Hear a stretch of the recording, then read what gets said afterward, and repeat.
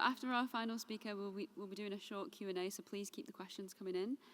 But our final speaker is Michael Milham, who is the Vice President of the Research and Child Mind Institute and Director of Center for Biomedical Imaging and Neuromodulation at the Nathan Kline Institute.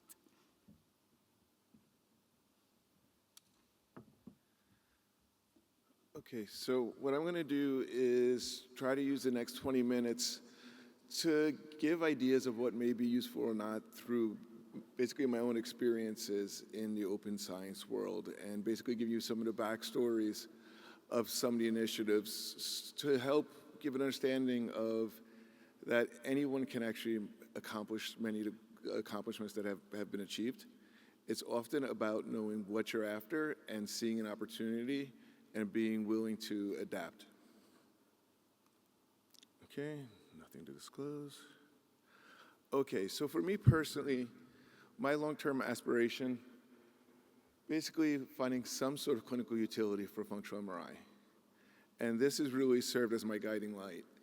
And you know, one's guiding light can vary in one way or another, but if you don't have a clear guiding light, it's really hard to read opportunities when they come. So I really think one of the first and most important things to do is really know, well, what is your guiding light?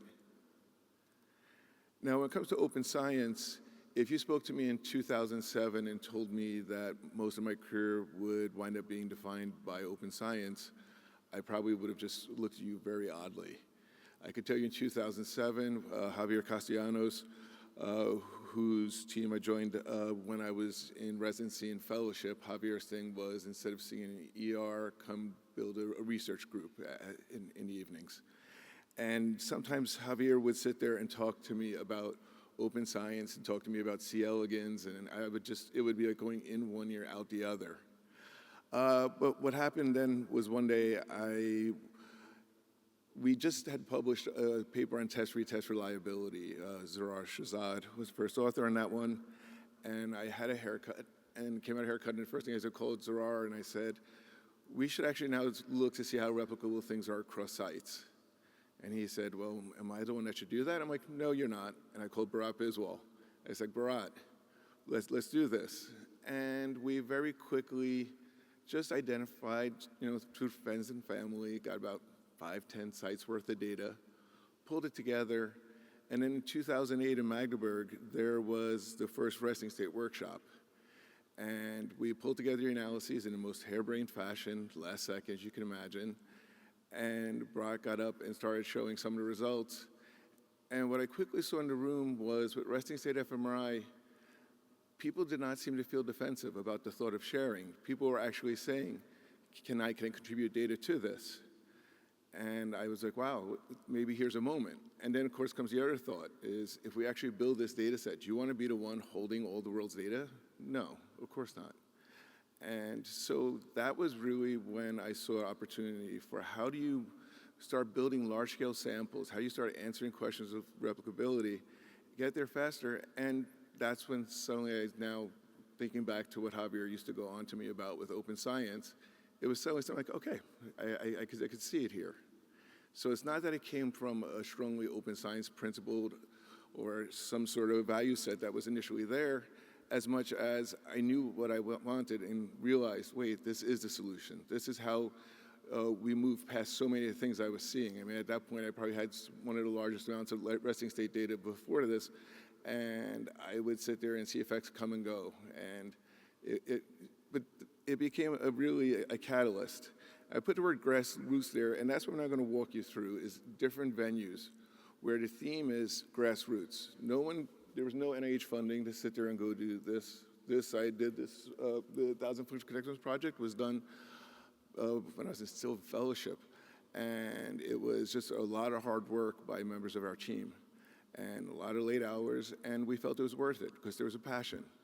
And that's when you see most of what I'm going to talk about. There are different grassroots opportunities that start bottom up. So sharing. So as I said, there's a 1,000 Functional Connectomes Project, and what one quickly learned there is when you have a consortium and you're able to pull together a diverse set of investigators and get them to understand that there is a common good and we could all benefit from it and you will get back more than you give, you see a lot more buy-in.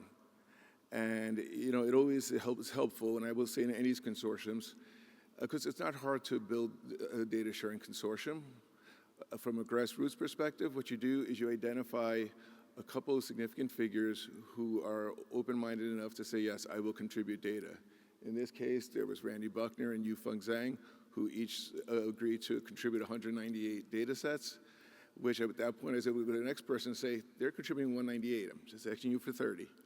And you'd be amazed how quickly you get a momentum going. And then once you set a precedent, you can build from that. With the ADHD-200, there we put 2 grant applications in. Neither one of them wound up crossing the line at NSF. And then one of the collaborators, Stuart Mostofsky, said, well, why don't we just do it anyway?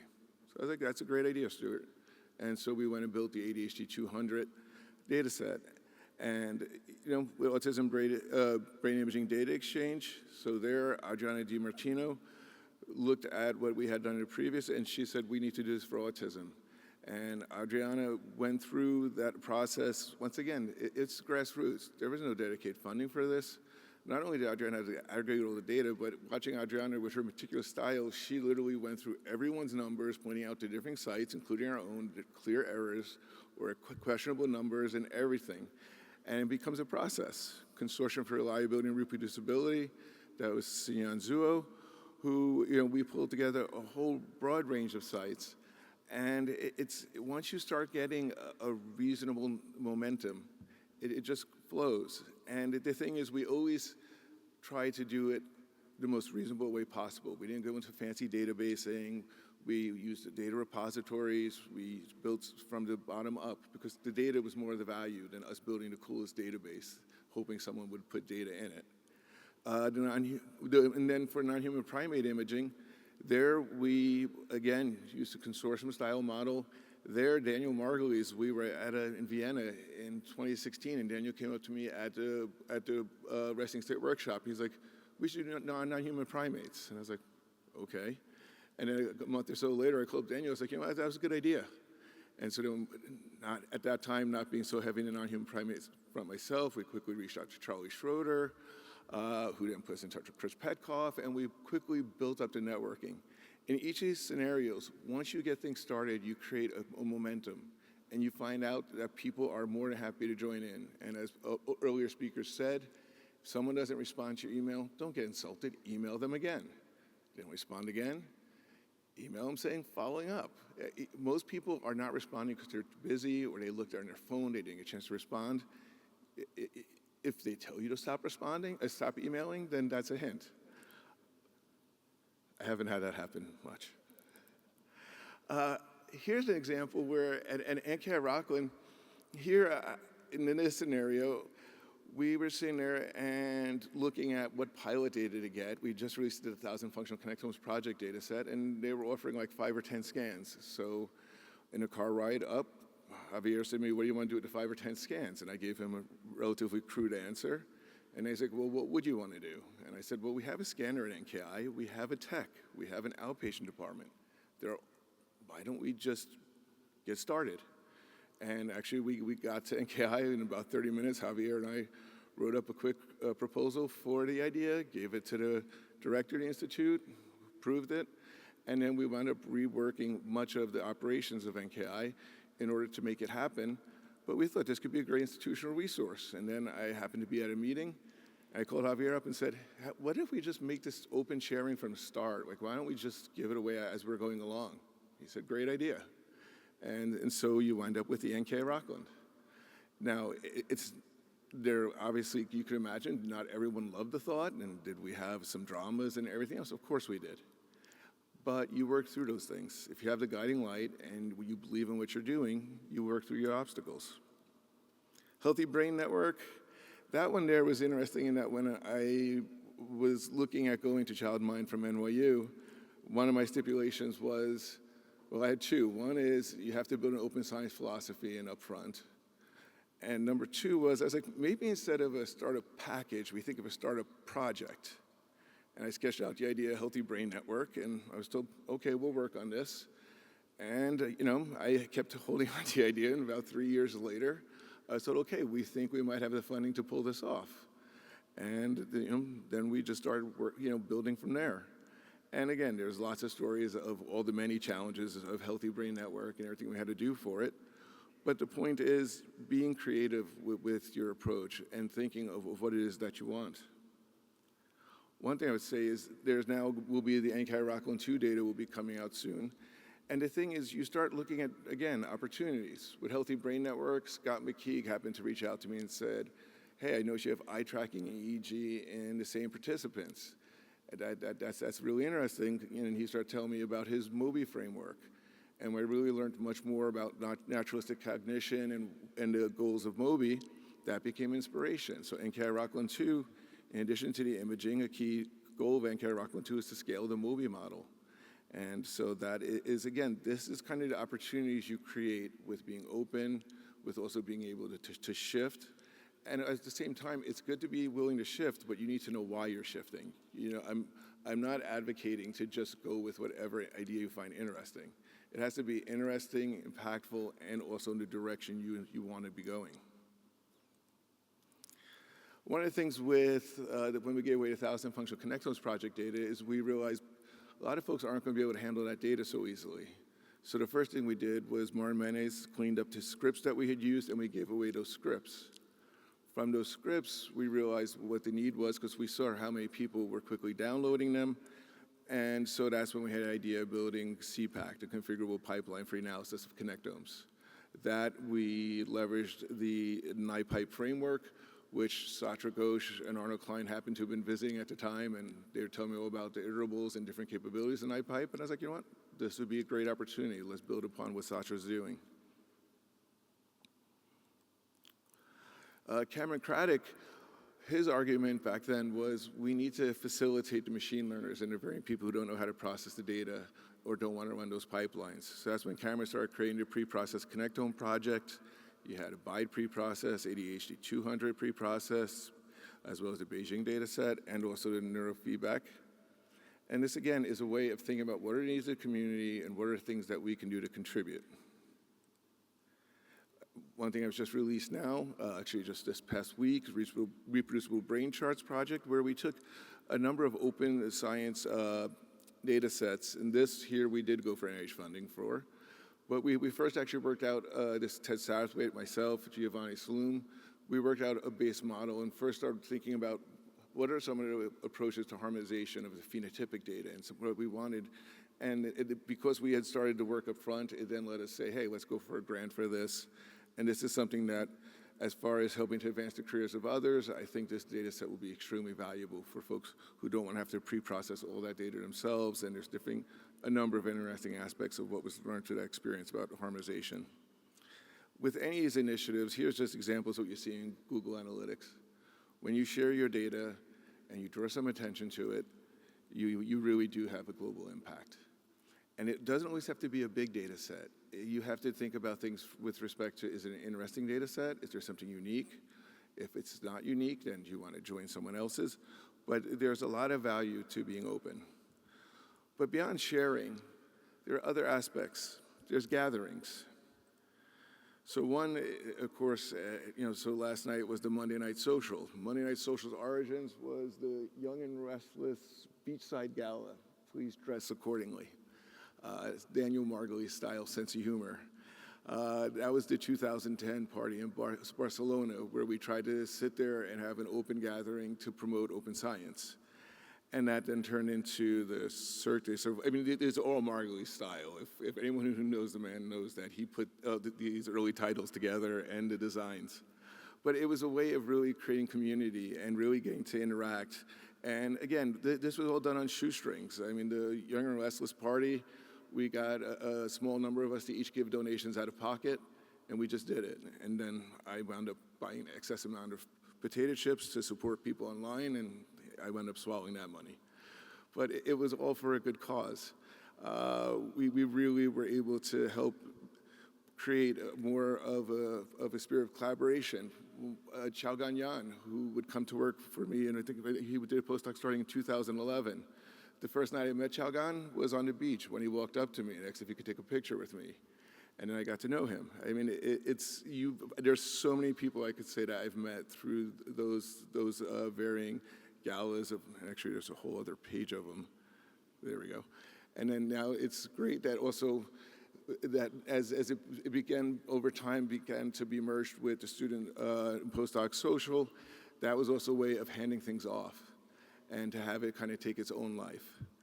But you know, the spirit is, from what I saw last night, is really kept alive, and that's an exciting thing.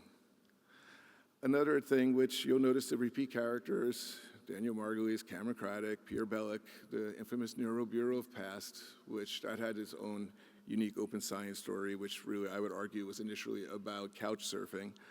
But they, back in 2012, you know, came up with the idea of Brainhack.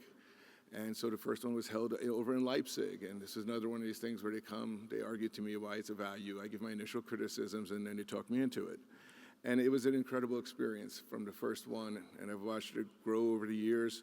And then it's another one of these initiatives that just kind of took its own form and you know, became self-propagated.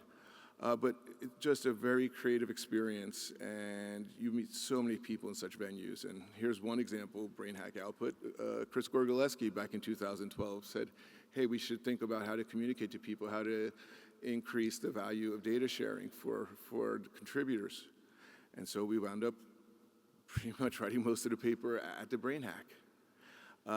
This is the kind of random stuff that happens at Brainhacks with collaborations. So many tools built, so many different interactions, and as was said earlier, the extremely exclusive, it's a very inclusive environment. In the first one, the whole argument was if you're an artist, if you're a scientist, whoever, come. And you know, that spirit, it really is, it's compelling. Another thing is collaborative experiences. So here is Prime-DRE, the Global Collaboration Workshop, or the Primate Data Exchange. In addition to creating the initial data set, you know, the initial open data forum, we really thought there was a need to try to drive the community together. And so now there's actually been 3 of these collaborative workshops. One was held virtually online during COVID. I could say that over the course of 3 days, there was up to 200 participants a day. We also had pre-meetings before the collaborative workshops where there was about 8 hours of pre-meetings across 4 different work areas. And I was amazed, like 40 or 50 people showing for pre-meetings. But it was because it's very interactive formats. And for each one of them, we try to have differing outputs. And again, you know, and now actually just a couple months ago, created a steering committee and kind of handed it off to the next generation of folks to run with. This here is NMIND. This is a collaborative that Damien Fair and myself started up, and then really Greg Kerr has taken and you know, while the two of us just could not give the attention, Greg's taken and really been growing it. A collaborative to really try to foster communication among pipeline developers and promote greater efforts towards evaluating our infrastructures and helping people to know how to navigate them. Another venue in the last couple of minutes I want to point out is competitions. These can be energizing as well. Back with the ADHD-200, we created the ADHD-200 Global Competition, Best Diagnostic Classifier, Most Innovative Neuroscientific Finding. And this was really just an open way of trying to get the community to get involved with open data sets. And we reached out to Director of NIDA, and she got excited about this and basically honored the winners at a pre-SFN workshop. Another one, the Brain-DRE competition. This one started back in 2011. One night we were hanging out in a bar in Berlin, making jokes about the combination of the ADHD-200 and the fact that Daniel Margulies is both an artist and a neuroscientist. And before you knew it, Brain-DRE competition came to mind. And so that became a Neuro Bureau activity, which now has emerged into an HBM activity. Again, these are grassroots efforts done by folks early career, some mix of postdoc, early faculty, and just really deciding that something's of enough value and could be enough of a driver in the community. And even more recently, we've started Kaggle competitions at ChildMind for here, in this case, taking actigraphy data from a Healthy Brain Network and having folks try to detect sleep states, which just pulled together, it was like over 1,800 competitors across like 82 countries. Last piece I want to finish off with is the pay it forward aspect. So career development. One of the things that I've argued personally is that if we want to create a more diverse workforce for mental health, we need to start earlier. We need to be looking at high school students. I myself got into research just because of an after-school program that I wound up signing up for. Otherwise, I never thought about research. So this is a program we've built with support from the state of California, where we have high school students participating now in basically paid summer learning experiences and internships. This is one of those examples of something where when you see an opportunity, you try paying it forward. And the last thing is also, there was another opportunity that came to where the Stavros Niarchos Foundation basically launched a global center for child and mental health at Child Mind Institute. And so here we established a fellowships program and recognizing where's the need, low and middle income countries. So this is a fellowship program specifically for applicants from low and middle income countries. Again, these are all opportunities where you see a possibility, you see a need, and it's within mission. My argument is it's often worth going the distance. So I'll finish up with that, but I will say it's something where when you look at open science and open philosophies and think about it not just for the sake of being open, but really for the purposes you're after, there's a lot of great things that can happen, and collaboration opportunities are literally abound.